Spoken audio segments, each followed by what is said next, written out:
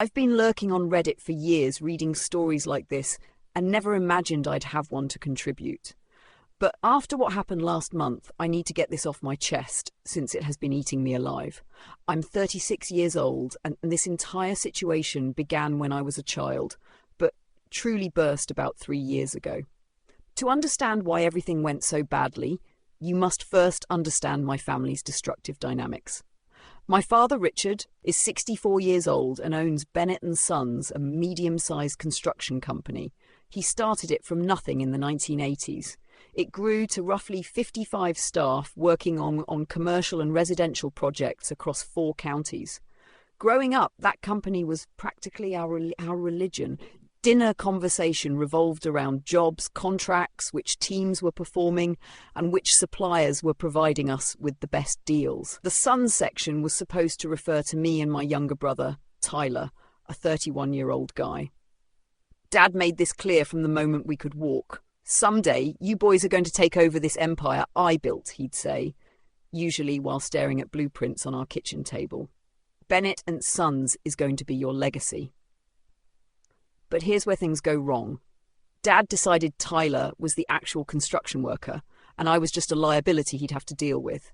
Tyler was one of those kids who seemed to excel at every athletic activity. He was a star athlete in high school and could fix engines by the age of 15.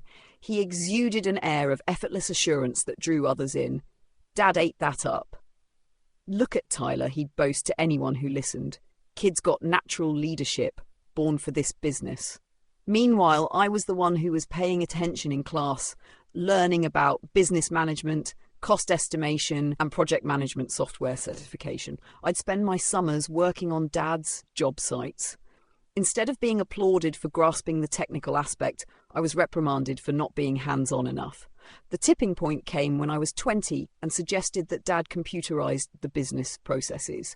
It was 2011 and he was still doing everything on paper, estimates, scheduling, payroll, and inventory. It was a nightmare.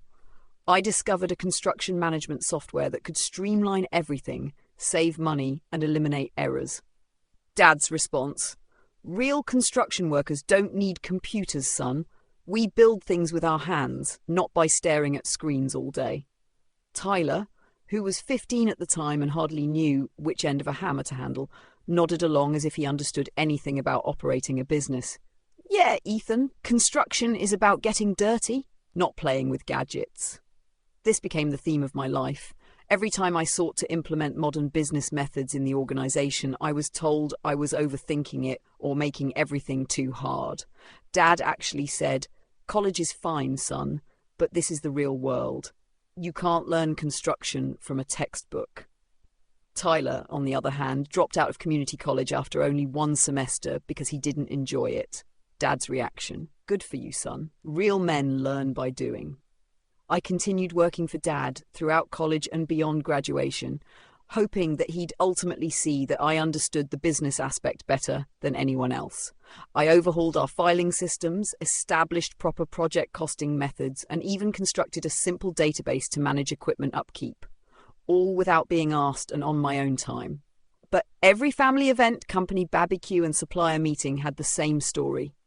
Tyler was the golden boy who truly understood the building business, and I was just Ethan, the guy who was good at paperwork. The favoritism was ridiculous. Tyler would arrive late to job sites, spend half the day on his phone, then depart early for whatever party or date he had arranged. Dad would simply grin and remark, "Boys will be boys." I'd work 60-hour weeks, solve logistical issues, negotiate lower material costs, and get a shrug at best.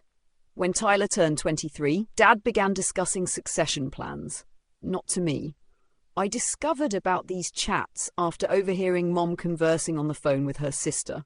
Apparently, Dad was already planning to delegate additional authority to Tyler, despite the fact that Tyler had never managed anything more sophisticated than an 8-man framing crew. I tried to talk to Dad about it directly. This happened around 4 years ago when I was 32 and had been in the company for more than a decade. I had just completed our largest commercial contract ever, a $2.7 million office complex that came in under budget and ahead of schedule. "Dad," I began during a break one day, "I think we should talk about the future of the company."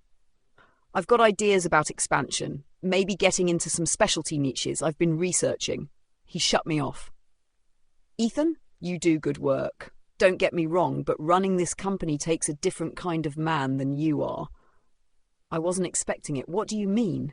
Construction is a tough business. You need someone who can command respect from the crews, someone who understands what it means to get his hands dirty. Tyler's got that natural authority. Men follow him. Dad, I've been working on site since I was 17. I know every aspect of this business better than anyone. Knowing and leading are different things. Son, Tyler's got what it takes to be the boss. You're more of a support guy. There's nothing wrong with that. Every good leader needs someone to handle the details. That conversation tormented me for several months. Support guy. After everything I'd done, all the changes I'd made and all the money I'd saved the company, I was only the support guy. But the real kick in the teeth came 3 years ago at Dad's 62nd birthday celebration. He'd reserved the back room at this steakhouse, inviting the entire extended family, crucial staff, and some of our most important clients. I assumed it was just a birthday celebration. I was mistaken. About halfway through supper, Dad stood up and tapped his glass. I want to thank everyone for coming tonight. Turning 62 has got me thinking about the future, about legacy, about what kind of company I want to leave behind. My stomach began churning. I could see where this was headed. Bennett & Sons has been my life's work, Dad explained, but a man's got to know when it's time to pass the torch. That's why I'm proud to announce that Tyler Bennett will be taking over as president of Bennett & Sons, effective immediately. The audience gave a standing ovation. Tyler sprang up, grinning like he'd won the lottery, and hugged his father. Mom was shedding happy tears. I just sat there witnessing my entire future be handed to my young brother in front of 40 people. Tyler gave this statement about carrying on the Bennett legacy and moving the company into the future while maintaining traditional values. It was completely messed up. The guy couldn't tell the difference between gross margin and markup if his life depended on it. But everyone took it in. After the crowd dissipated, I cornered Dad in the parking lot. "What the hell was that?" I inquired. "You didn't even discuss this with me. I've been working for this company for 16 years. Dad sighed as if I were being ridiculous. "Ethan, I told you, Tyler's the right man for this job. He's got the personality for it, the leadership skills. Construction crews need someone they respect." "Respect, Dad? Half our guys have been asking me for technical guidance since they started. I'm the one who... You're good at the technical stuff. I've never said you weren't. But running a construction company isn't about spreadsheets and computers. It's about being tough, making hard decisions, and commanding respect." I laughed, but there was nothing funny about it. "Natural authority? Tyler's never managed a budget over $70,000. He doesn't know our insurance requirements. He's never dealt with permitting issues. He couldn't read a complex blueprint if you gave him a week." His face tightened. "Son, I'm going to say this once. Tyler is the future of this company because he's man enough to handle it. Some people are born leaders and some people are born followers. There's no shame in knowing which one you are." When he said those words, everything changed. "You've never been man enough to run this business, Ethan. You're too soft, too academic, and too concerned with everyone's feelings. Tyler's got the balls to make the tough calls. That's what it takes."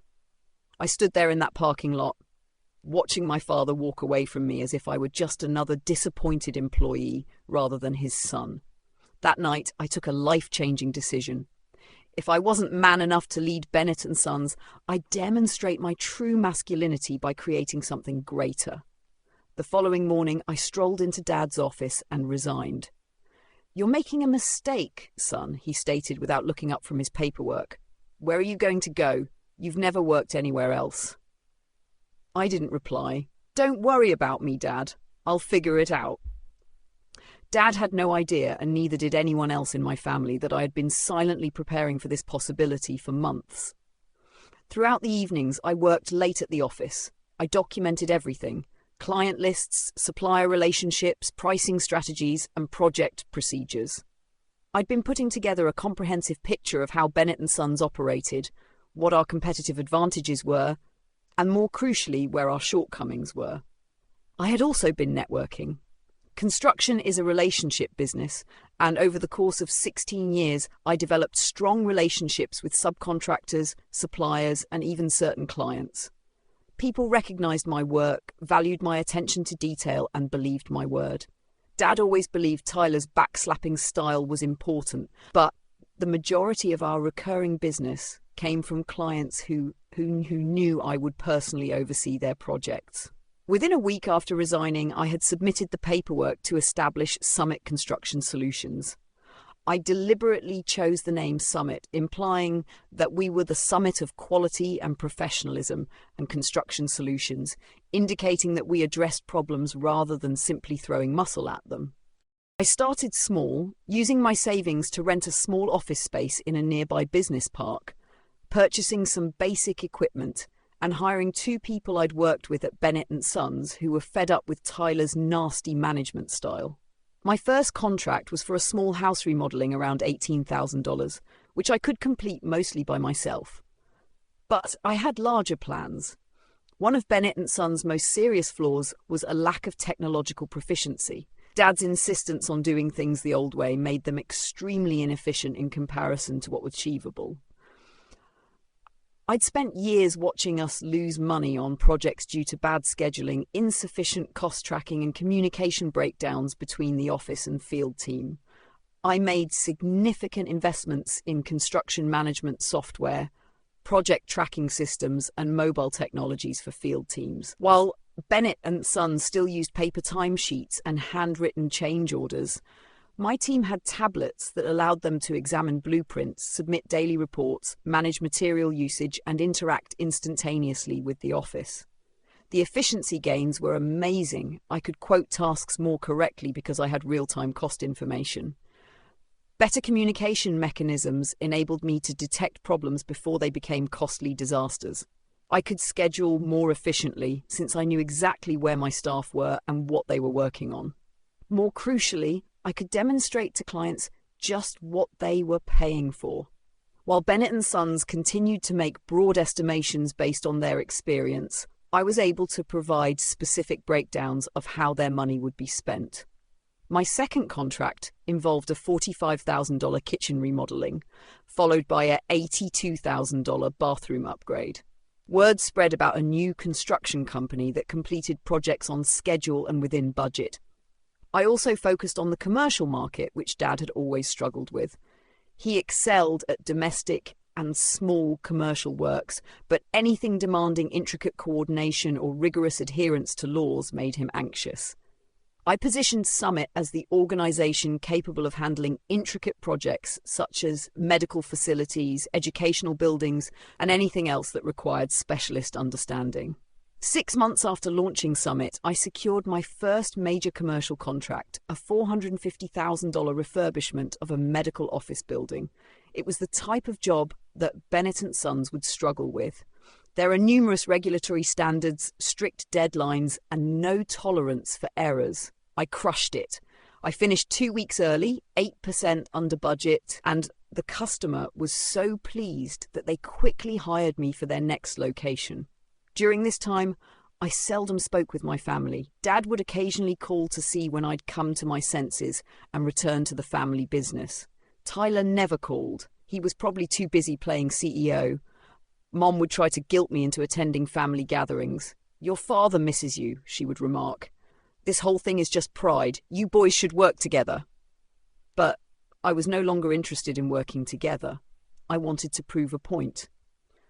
The breakthrough happened roughly 18 months after I started Summit. I'd been developing relationships with general contractors who handled large commercial projects, portraying myself as a dependable subcontractor for specialized work. One of them approached me with a large project, a $3.1 million restoration of a business headquarters downtown. It was exactly the type of work Bennett & Sons had always desired but had never been qualified to do. Complex mechanical systems, high-end finishes, unrealistic deadlines, and a perfectionist client. I spent 3 weeks putting together my bid, which included cost estimates down to the cent, a full project timeline, comprehensive quality control systems, and references from every big task I had performed. When I submitted it, I knew it was flawless. I landed the job. More crucially, I outbid Bennett and Sons by $240,000, offering a faster completion time. The general contractor then told me that Bennett and Sons' concept appeared amateurish in comparison to mine. "Your documentation was incredible," the man said. "Their bid was basically a number on a napkin with a handshake." That's when I knew I had Dad right where I needed him. The downtown headquarters project established my reputation. Not only did I accomplish it flawlessly, but I also finished ahead of schedule and under budget. The client was so impressed that he hired me for 2 additional locations. The general contractor began referring me for additional important jobs. Within 6 months of finishing the job, Summit Construction Solutions had 15 workers and $9 million in contracted projects. Meanwhile, Bennett and Sons were floundering. I wasn't immediately competing against them. I was pursuing larger, more difficult projects that they couldn't manage anyway. However, my accomplishment began to have an impact on their reputation through comparison. Potential clients would say, "We heard about this new company, Summit Construction Solutions. They did that amazing headquarters renovation downtown. We're thinking of going with them instead."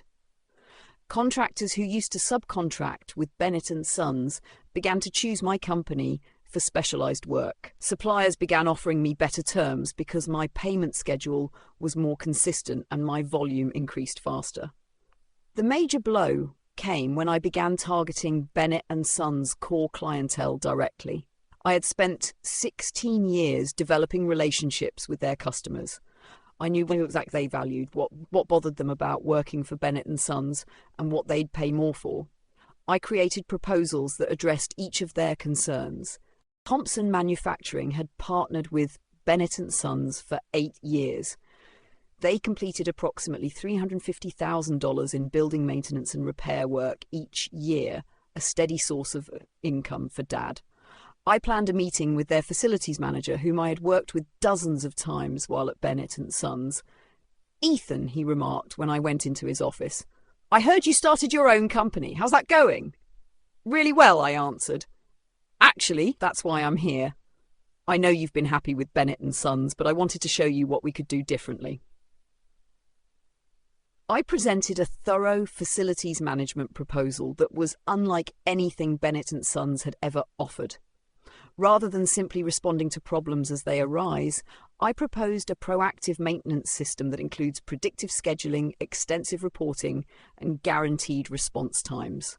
More importantly, I promised to perform it for 15% less than what they were paying Bennett and Sons while delivering superior service. "This is impressive," the facilities manager commented, flipping through my presentation. Bennett and Sons never offered anything like this level of documentation and planning. "We're not Bennett and Sons," I corrected myself. "We're focused on solving problems, not just throwing labor at them." 2 weeks later, Thompson Manufacturing terminated their contract with Bennett and Sons and signed with Summit. That was only the beginning. Over the next 8 months, I diligently pursued every important Bennett and Sons client. I did not compete based just on pricing.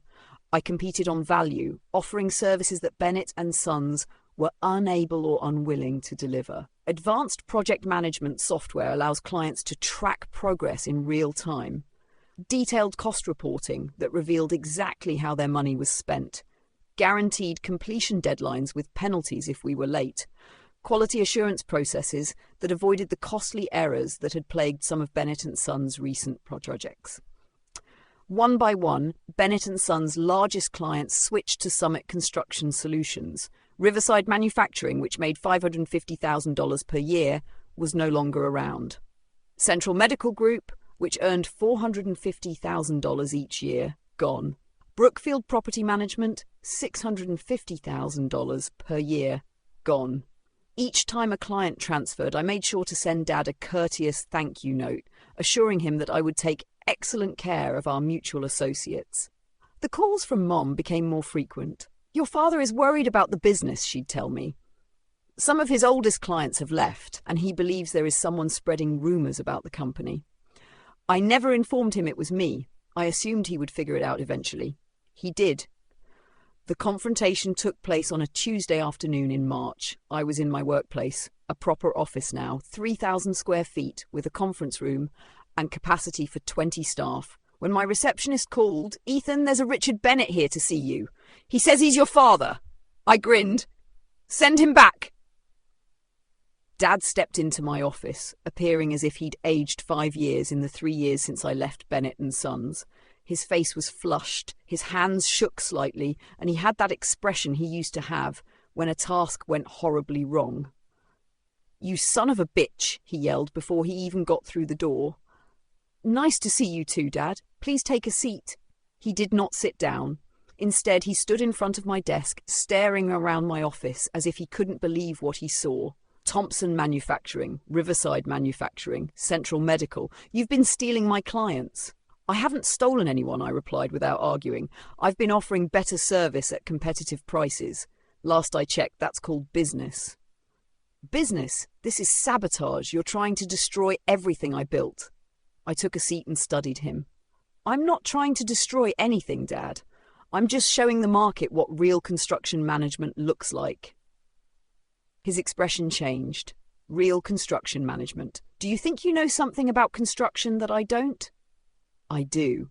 I know how to leverage technology to improve efficiency, how to provide full information and transparency to clients, and how to regularly deliver projects on time and within budget." "And I assume Tyler doesn't know any of that." I smiled. "How is Tyler doing, by the way? I heard Bennett and Sons lost the Riverside manufacturing contract." "That's got to hurt." Dad clenched his jaw. "We're fine. Are you? Because from what I hear, you've lost about $2.3 million in annual revenue over the last 8 months, which must be putting some strain on cash flow." The truth was, I knew exactly how Bennett and Sons was doing financially. Construction is a small sector in our area, so word spreads. Dad was struggling to meet payroll, had laid off 7 employees, and was behind on payments to numerous suppliers. "You planned this," Dad continued, his voice softer now. "This whole thing, you planned to destroy my company." "I plan to build a better company," I countered. "If that happens to put pressure on Bennett and Sons, well, that's the free market at work." Dad sank on the chair opposite from my desk. For the first time since walking in, he appeared defeated rather than enraged. "Why?" he inquired. "I gave you a job, taught you the business, treated you like family." "Treated me like family?" I cracked up. "Dad, you told me I wasn't man enough to run the business. You gave everything to Tyler without even considering what I'd contributed. You made it clear that in your eyes, I'd never be anything more than a support guy.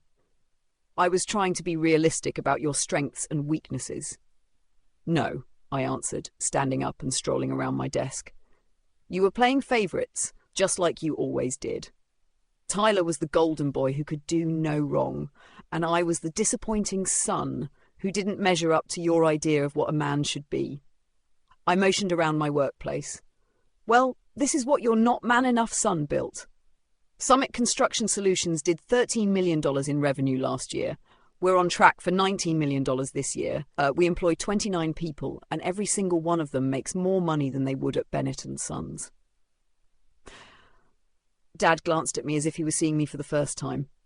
"How?" he inquired. "By doing everything you said couldn't be done, by using technology instead of fighting it, by providing clients with transparency instead of asking them to trust us blindly, by treating our employees like professionals instead of treating them like labourers who should be grateful for whatever we give them." I reclined in my chair. "You know what the funny thing is, Dad? I learned all of this working for you. Every mistake Bennett and Sons made, every inefficiency, every client complaint, I was paying attention. I was learning what not to do." Dad was silent for a while. Then he asked, "What do you want?" "I want you to admit you were wrong. I want you to acknowledge that I was man enough to run the family business and that your precious golden boy Tyler isn't." "How is Tyler doing as president, by the way? Is he commanding all that respect you were so worried about?" Dad's lack of response told me everything I needed to know. "Let me guess," I added. "Half the crew thinks he's an idiot. The other half doesn't respect him because they know he only got the job because he's your son. Suppliers don't trust him to make decisions because he doesn't understand the numbers. Clients are frustrated because he overpromises and underdelivers. It's been an adjustment period, Dad remarked softly. An adjustment period, Dad? It's been 3 years. If Tyler was going to figure it out, he would have by now. I opened my laptop and turned it toward him. Want to see something interesting? This is a financial analysis I had my accountant run, comparing Bennett and Sons' performance over the past 3 years versus the 3 years before that. The spreadsheet displayed everything. Revenue fell 37%. Profit margins dropped from 12% to 3%. Client retention rate decreased from 86% to 61%. The average project completion time increased by 21%. These aren't just bad numbers, Dad. They're catastrophic. Tyler isn't just failing to grow the business. He's actively destroying it. Dad gazed at the screen as if it were displaying his death certificate. Meanwhile, I said, opening a different spreadsheet, Summit's numbers look like this. Revenue growth of 420% year over year. Profit margins of 19%. Client retention rate of 95%. Average project completion time 15% faster than industry standard.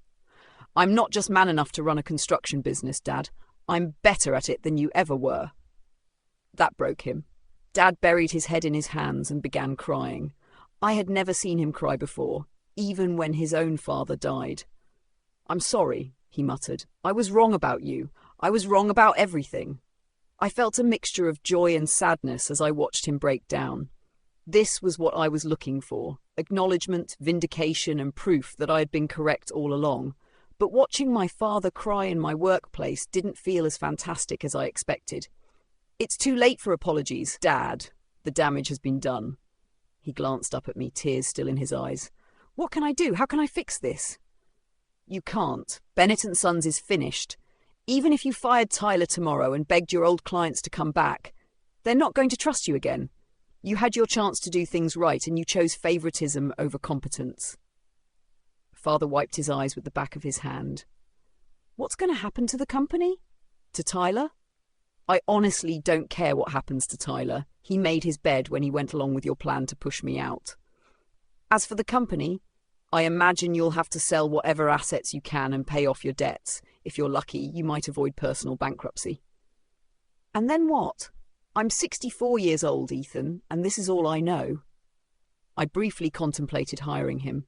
Despite being a lousy businessman, he was nevertheless a decent construction supervisor. But then I remembered all the years I'd been told I wasn't man enough, all the adulation bestowed on Tyler while my accomplishments were ignored, all the hurt and fury that had brought me here. I guess you'll figure it out, I told him. You're a smart guy. You'll adapt.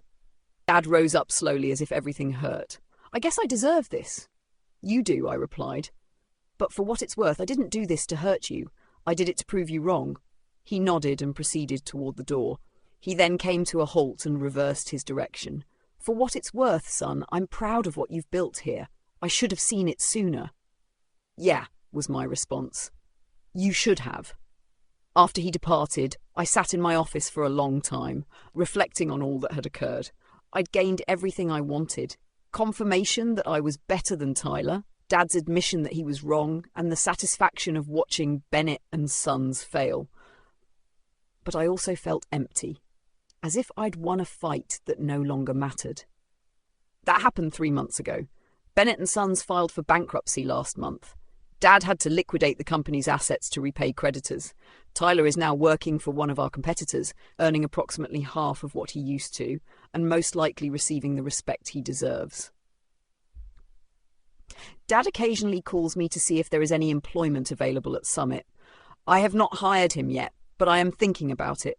He's a good supervisor when he's not attempting to choose favourites, and we're growing quickly enough to require experienced employees. The irony is that Tyler contacted me last week, the first time we'd spoken since I quit Bennett and Sons. Ethan, he commented, I want to apologise. I should have stood up for you with Dad. I knew you were better at the business side than me, but I was selfish and let him play favourites. Little late for that, don't you think? Yeah, probably. But I wanted you to know that you were right. I wasn't ready to run that company. I'm not sure I'll ever be ready to run a company. So what are you going to do now? I don't know. Maybe go back to school, try to learn some of the stuff you tried to teach me. Maybe see if you'd be willing to hire me at Summit. I was chuckling. You want to work for me? I want to learn how to do things right. And you're the only person I know who actually knows how to run a construction business. I have not determined what to tell him yet. Part of me believes it would be satisfying to have my golden boy brother working for me and possibly learning some humility, but a part of me believes it is best to leave the past behind. Right now, my primary focus is on growing Summit Construction Solutions. We'll be bidding on a $16 million hospital rehabilitation project next month. The kind of job that Bennett and Sons would never have been qualified for, and the type of challenge that makes me want to get out of bed in the morning. Mom still invites me to family meals. However, the situation has changed dramatically. Instead of discussing Tyler's latest accomplishments, everyone asks me about my firm, my expansion plans, and my thoughts on the construction sector. It feels strange to be the successful son after being the disappointment for so long, but I'll take it. The funniest aspect is that Dad's colleagues and business acquaintances suddenly refer to me as the one who truly understands construction. As if they had always known I was the smart one rather than the guy who was not masculine enough to operate a construction company. I suppose the moral of the story is that sometimes you have to burn everything down to prove that you were correct all along. It isn't the most mature approach, but it certainly is pleasant.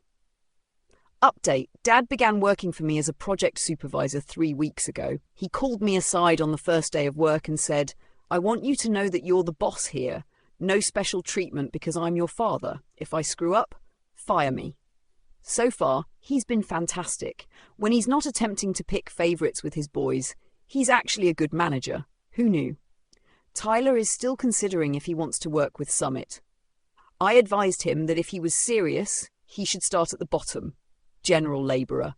Perhaps he can work his way up to crew chief if he proves himself. No shortcuts this time.